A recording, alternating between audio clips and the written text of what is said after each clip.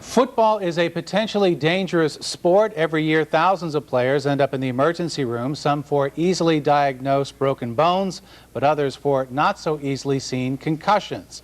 Fox 59's Derrick Wilkerson reports 6 states are now considering legislation that would restrict young athletes from returning to play after a head injury until they've been cleared by a licensed health care provider. Football players take pride in being tough enough to play through having their bell rung from a blow to the head. Research now has shown that they really have much more significant injury when they have their bell rung. It's an injury that can affect them for days to weeks after the injury occurred. Last year, Washington State passed a law which says athletes under 18 years old who have symptoms of a concussion cannot return to play without written approval from a licensed healthcare provider. At least 6 other states are considering similar legislation.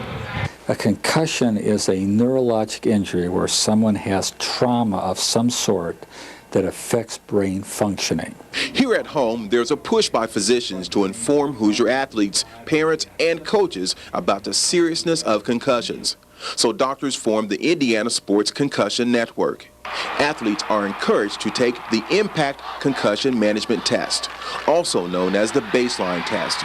It determines the normal function of an athlete's brain before suffering a concussion. We then look at the function of the brain after they've been injured, and we want the test to show us that their functioning of the brain is back to their normal state. Ideally, kids aren't cleared to play again until their brain function returns to normal. Bad things can happen if you have a concussion on top of another concussion that hasn't healed completely. Doctors say some kids respond normally in a day or 2. Others take weeks or even longer. Derrick Wilkerson, Fox 59, News at 10.